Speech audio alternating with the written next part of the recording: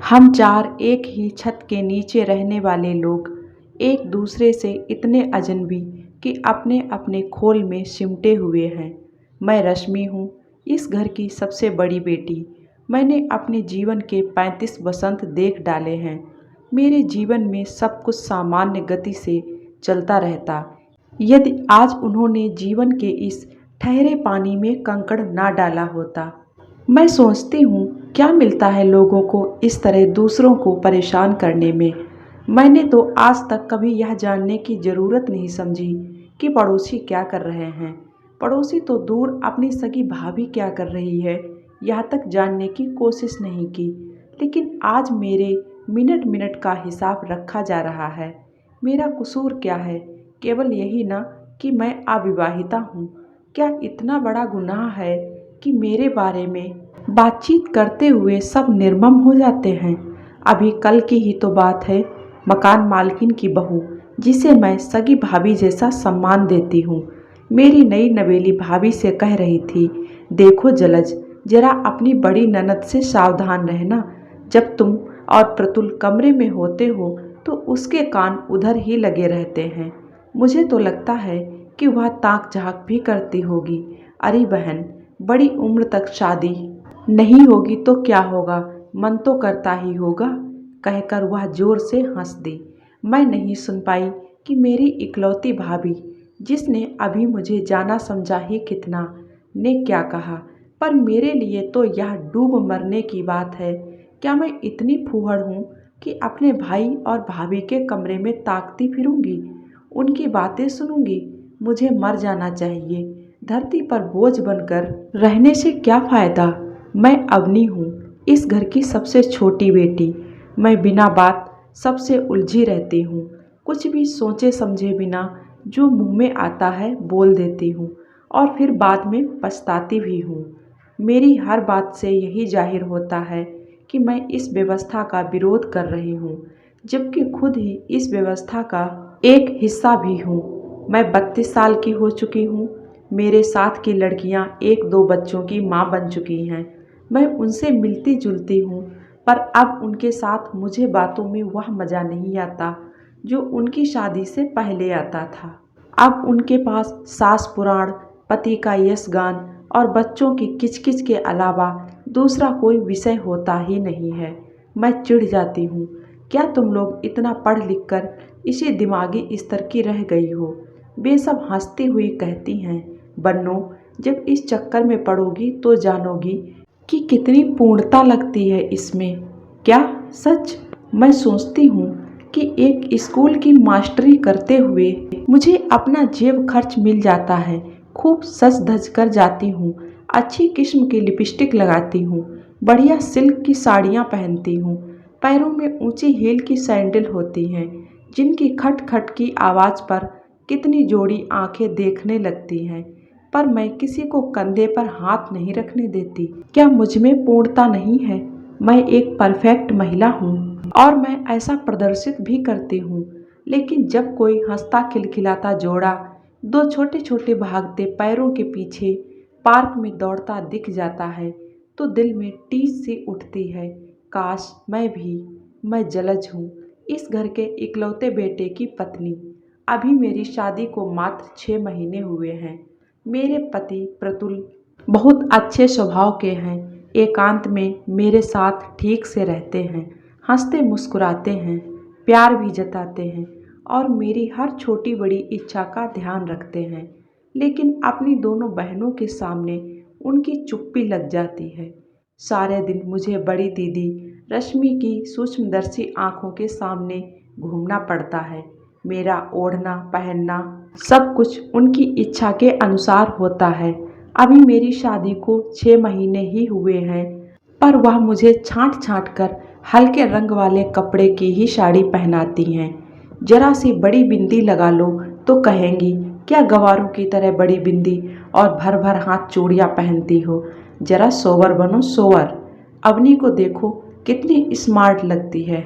मैं कहना चाहती हूँ कि दीदी, अवनी दीदी अविवाहित हैं और मैं सुहागिन, लेकिन कह नहीं सकती क्योंकि शादी से पहले प्रतुल ने मुझसे यह वादा ले लिया था कि दोनों बड़ी बहनों को कभी कोई जवाब मत देना। मैं अपने मन की बात किससे कहूँ, घुटती रहती हूँ। कल रश्मि दीदी कह रही थी, भाभी भतीजा होगा तो मुझे क्या खिलाओगी। मैंने भी हंसते हुए कहा था, दीदी आप जो खाएंगी वही खिलाऊंगी। चेहरे पर थोड़ी मुस्कुराहट और कड़वाहट भरकर अवनी दीदी बीच में ही बोल पड़ी, भाभी हमें थोड़ा सल्फास खिला देना। मैं अवाक रह गई, क्या मैं इन्हें सल्फास खिलाने आई हूँ। अगर भाभी के बारे में ऐसी सोच थी तो फिर अपने भाई की शादी क्यों की। मैं 3 भाइयों की इकलौती बहन हूँ, माता पिता मेरे भी नहीं हैं, इसीलिए इन बहनों का दर्द समझती हूँ। ऐसा बहुत कुछ मेरे जीवन से भी गुजरा है। जब मैं इंटर पास करके बीए में आई थी तो मोहल्ला पड़ोस वाली औरतें मेरी भाभीयों को सलाह देने लगी, अरे बोझ उतारो अपने सिर से, बहुत दिन रख लिया, अगर कुछ ऊंच नीच हो गई तो फिर रोती फिरोगी। भाई लाड़ करते हैं इसीलिए नक चढ़ी हो गई है। मैं सच में नक चढ़ी थी, लेकिन मेरी बड़ी भाभी मेरी माँ बन गई थी। उन्होंने कहा था, आप लोग अपना अपना बोझ संभालो, मेरे घर की चिंता मत करो। जब तक पढ़ लिख कर जलज किसी काबिल नहीं हो जाती और कोई सुपात्र नहीं मिल जाता, हम शादी नहीं करेंगे। और सचमुच भाभी ने मुझे एमए बीएड करवाया और आज एक अच्छे रिश्ते की खोज में लग गई। यद्यपि प्रतुल और मुझ में 10 साल का अंतर है, लेकिन इस रिश्ते की अच्छाई भाभी ने यह समझी कि अपनी जलज बिन माँ बाप की है, भाई भाभीयों के बीच रहकर पली बढ़ी है, बिना माँ बाप की बच्चियों का दर्द खूब समझेगी और प्रतुल को सहयोग करेगी। मैं नहीं जानती थी कि मुझे ऐसा माहौल मिलेगा। कुंठा से ग्रस्त ननदें होंगी। अरे अगर शादी नहीं हुई या नहीं हो रही है तो क्या करने को कुछ नहीं है, बहुत कुछ है। एक बार मैंने यह बात अवनी दीदी से धीरे से कही थी तो किचन के दरवाजे पर हाथ अड़ाकर लगभग मेरा रास्ता रोकते हुए वह बड़ी क्रूरता से कहकर गई थी, आज आपकी शादी हो गई है इसीलिए कह रही हैं, अगर ना होती और भाई भाभी के साथ जीवन भर रहना पड़ता तब पता चलता। बताइए, मैं 6 महीने पुरानी विवाहिता आज विवाहित होने का ताना सुन रही हूँ। मैं प्रतुल हूँ, इस घर का इकलौता बेटा और बुजुर्ग भी। मेरी उम्र 40 वर्ष है। मेरे पिता की मृत्यु को अभी 5 साल हुए हैं। इन 5 सालों में मैं बहुत परिपक्व हो गया हूँ। जब मेरे पिता ने अंतिम सांस ली उस समय मेरी दोनों बहनें क्रमशः 30 और 27 वर्ष की थी। मेरी उम्र 35 वर्ष की थी। उन्होंने हम तीनों भाई बहन के किसी के बारे में कुछ नहीं सोचा। पिताजी की अच्छी खासी नौकरी थी, परंतु जितना कमाया उतना गंवाया। केवल बढ़िया खाया और पहना, घर में क्या है यह नहीं जाना। अम्मा उनसे 5 वर्ष पहले मरी थी, यानी 10 साल पहले भी हम भाई बहन इतने छोटे नहीं थे कि अपना अपना घर नहीं बसा सकते थे। मेरे दोस्तों के बच्चे लंबाई में उनके बराबर हो रहे हैं और यहाँ अभी बाप बनने का नंबर भी नहीं आया। नौकरी पाने के लिए मैंने भी खूब एड़ियाँ घिसी। 8 सालों तक दैनिक वेतनभोगी के रूप में रहा। दोस्त और दुश्मन की पहचान उसी दौर में हुई। आज भी उस दौर के बारे में सोचता हूँ तो रोंगटे खड़े हो जाते हैं। अम्मा सोते उठते एक ही मंत्र फूंका करती थी कि बेटा इन बहनों की नैया तुझे ही पार लगानी है, लेकिन कैसे वह भी नहीं जानती थी। जब मैंने होश संभाला अम्मा और पिताजी को झगड़ते ही पाया और हर बहस का अंत अम्मा की भूख हड़ताल और पिता की दहाड़ पर समाप्त होता था। रोती कलपती अम्मा थक हार कर खाने बैठ जाती, क्योंकि पिताजी पलटकर उन्हें पूछते ही नहीं थे। अम्मा को कोई गंभीर बीमारी ना थी। एक दिन के बुखार में ही वह चल बसी। रिटायरमेंट के बाद पिताजी को गांव के पुश्तैनी मकान की याद आई। सब कुछ छोड़ छाड़ कर वह गांव में जाकर बैठे तो झक मारकर हम सबको भी वहीं जाना पड़ा। पिछले 15 सालों में गांव और शहर के बीच तालमेल बैठाते बैठाते ना मैं गांव का गबरू जवान रहा और ना ही शहर का छैल छबीला। बहनों को पढ़ाया, खुद भी पढ़ा और नौकरी की तलाश में खूब भटका। उधर गांव में पिताजी की झकझक अब रश्मि और अवनी को झेलनी पड़ती थी। वे ऊट पटांग जवाब देती तो पिताजी उन्हें मारने के लिए डंडा उठा लेते। अजीब मनोस्थिति होती जब मैं छुट्टी में घर जाता था। घर जाना जरूरी भी था क्योंकि घर तो छोड़ नहीं सकता था। पिताजी के बाद मैं दोनों बहनों को शहर ले आया। गांव का मकान जिसका हिस्सा मात्र 2 कमरे में था, मैं अपने चचेरे भाई को सौंप आया। उसका परिवार बढ़ रहा था और वहाँ भी हमारे घर की तरह तानाशाह थे। शहर आकर अवनी को मैंने टाइप स्कूल में दाखिला दिलवा दिया, लेकिन उसका मन उसमें नहीं लगा। वह गांव के स्कूल में पढ़ाती थी, इसीलिए यहाँ भी पढ़ाना ही चाहती थी।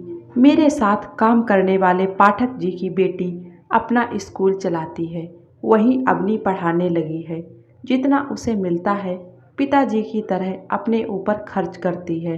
बात बात में ताने देती है, बोलती है तो जहर उगलती है। लेकिन मैं क्या करूं? पिताजी के बाद जो खजाना मुझे मिला वह केवल उनकी 1 महीने की पेंशन थी। जिस शहर में रहने का ताना ये दोनों मुझको देती थी, वही शहर हमारी सारी कमाई निगल रहा है।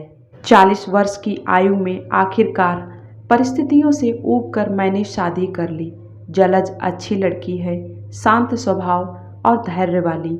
उसकी बड़ी बड़ी आंखों में दुख के बादल कुछ क्षण मडराते तो जरूर हैं, लेकिन फिर छट भी बहुत जल्दी जाते हैं।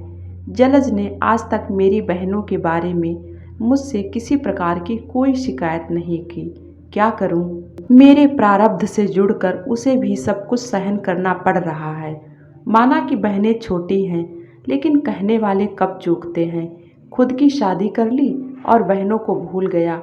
बहनें भी तड़ से कहती हैं, तुम अपनी ज़िंदगी देखो, हमको कब तक संभालोगे, या तुम्हारे पास इतना पैसा कहाँ है कि हमें बैठाकर खिला सको। पिताजी ने अपनी जिम्मेदारी नहीं निभाई, खुद खाया पिया और मौज उड़ाई। इसमें मेरा क्या कसूर है? मैं कब कहता हूँ कि बहनों का ब्याह नहीं करूँगा, अपनी जिम्मेदारी से मुंह नहीं मोड़ता, पर मैं सबसे कहता हूँ समय तो आने दो, धैर्य तो रखो। एक तो कहीं बात नहीं बनती और कहीं थोड़ी बहुत गुंजाइश होती है तो ये दोनों मना करने लगती हैं। यह लड़का अच्छा नहीं है, गांव में शादी नहीं करेंगे। वास्तव में दोनों में निरंकुशता आ गई है। मुझे कुछ समझते ही नहीं। हैसियत मेरी बुजुर्ग वाली है, लेकिन ये दोनों मुझे बच्चा समझकर डपटती रहती हैं। मेरे साथ जलज भी डांट खाती है। अम्मा पिताजी के उलगाव ने इन दोनों के स्वभाव में अजीब सा कसैलापन ला दिया है। पापा से उलझकर अम्मा उल्टा मुंह फुलाकर लेट जाती और यहाँ तक न देखती कि रश्मि और अवनी क्या कर रही हैं, कैसे बोल रही हैं। मैं अपनी दोनों बहनों और पत्नी के बीच सामंजस्य बैठाने की कोशिश में अपनी ही खोल में सिमटता जा रहा हूँ। न जाने कब समाप्त होगा हमारा अजनबीपन। दोस्तों, कैसी लगी ये कहानी? अच्छी लगी हो तो प्लीज़ वीडियो को एक लाइक कर दें और जो लोग मेरे चैनल पे नए हैं सब्सक्राइब करना बिल्कुल ना भूलें। मिलते हैं एक और नई कहानी के साथ में। Thank you.